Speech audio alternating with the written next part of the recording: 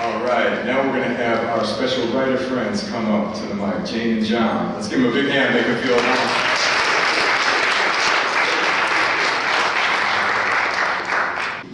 Hi everybody, thanks for being here. My name is Jane, and my short set with John over here, who will go on shortly after me, is called Family Stories of Mental Health and Illness. John and I just met in person a couple weeks ago at lovely Buzz Cafe, and we were talking about how our pieces and stories intersected.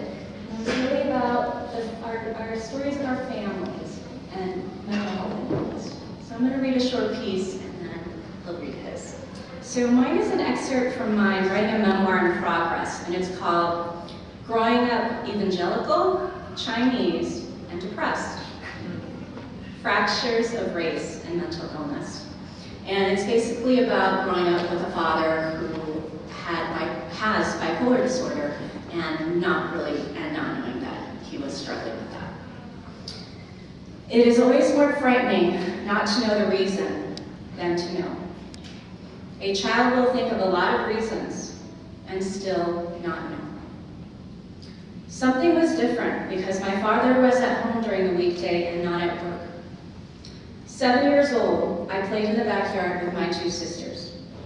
The sunlight of El Toro, then an unincorporated part of Orange County, California, shone brightly and heavily on the hot gray cement slab that touched the grass.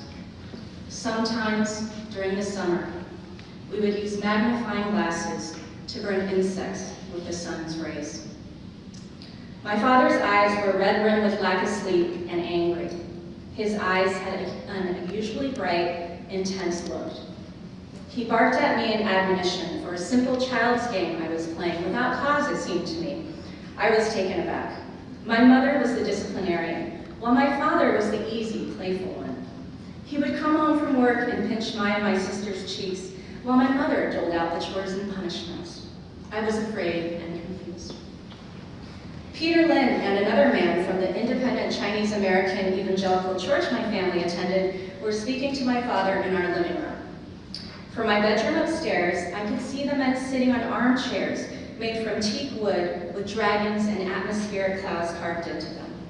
My father's tone was agitated.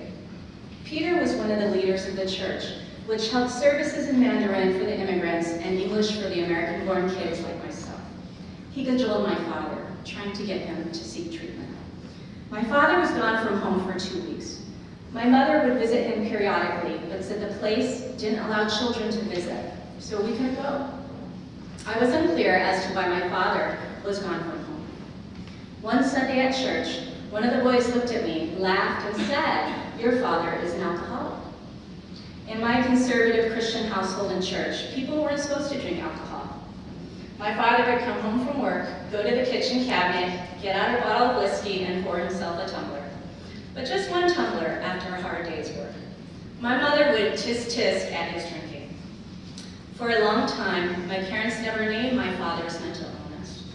Because of what the boys said to me at church, doubtless circulated among the church's rumor mill, I thought my father was in rehab and not for the psychosis and severe mental illness he was experiencing. My parents and family never named my father's mental illness or his diagnosis. He told me much later of, I believe, schizophrenia, and then bipolar disorder. After 2 weeks, my father returned home. The hospital stay occurred in the early 1980s as the Cold War ended and the US government began to scale way back on its defense budget. My father was a mechanical and aerospace engineer who worked for a company in Irvine and was laid off during this time. Whether the layoff was because of the budget cuts or connected to missing work for his mental illness, he's told me that he doesn't know. It wasn't until I was 17 and myself experiencing severe depression that I would find the clue that gave me the information to name and explain the big family secret that had existed all these years. Perhaps fittingly, it occurred when my father took me to see our family doctor for my own symptoms of mental illness. My father brought me to see Dr. Grossberg, who my dad would refer to as the Jewish doctor. I told the doctor about my symptoms, the most disturbing of which was that I couldn't get out of bed for days at a time. "Can you give her," my father said in his Chinese accented English, "a drug name that sounded like Elysium?" The doctor and I looked quizzically at each other. "What medication is that?" the doctor asked. My father kept saying something that sounded like lithium. Lithium, I finally realized in the doctor's office. Lithium, I told the doctor. He means lithium.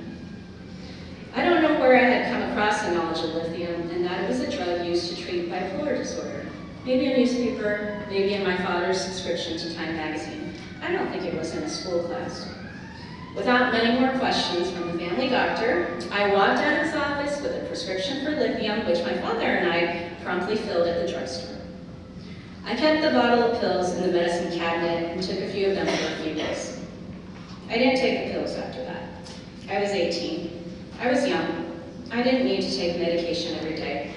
I suppose I was also feeling stronger.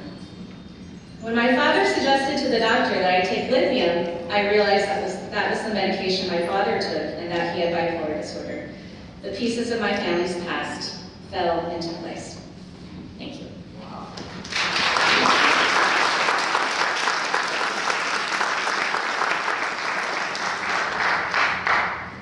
As Jane so eloquently expressed how fear and stigma of living with mental illness can be overwhelming even when speaking with a family member.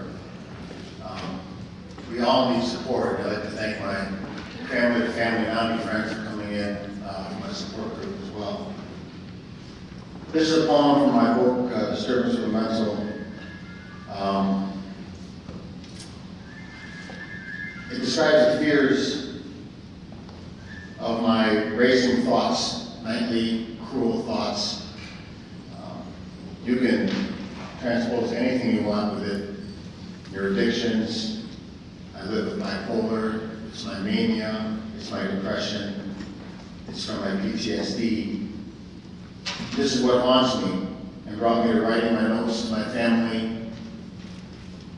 And as a Chicago police officer, I definitely had my means to take my life. It's called sheep. Count your sheep. Darkness is falling. They are here, always. Just out of reach, lurking in the shadows, red eyes glowing, watching, searching for an opening, any crack, ready to ambush, to exploit your weaknesses. You try to shine a light, frighten them away. They don't move. They don't shirk the light. The light only exposes their razor fangs. They glisten as they reflect their light, ready to tear, to rip, to disembowel. Daylight is a false security. They're harder to see, harder to hear, but they remain. You strain building a wall, protection, to keep them at bay. That takes energy, all your energy. What frightens you the most is that you know that they are always there, sneaking. At times you can hear them laugh. Unafraid, your walls mean nothing. Night falls and you begin to panic, dreading their return.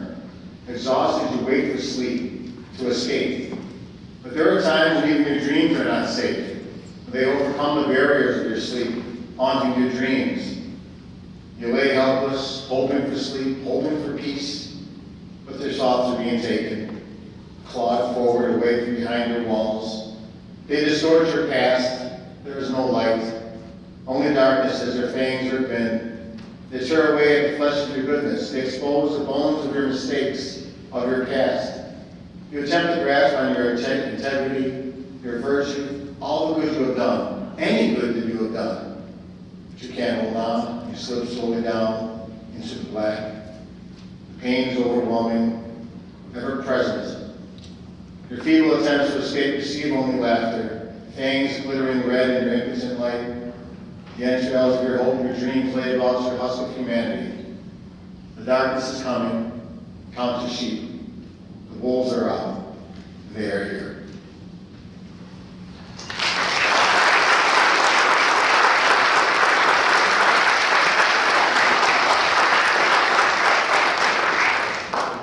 Thank you so much, Jane and John, for sharing your truth. And to me, what you are doing right now is that you are fighting the stigma within and without. And I honor you for your warrior spirit in that, so thank you.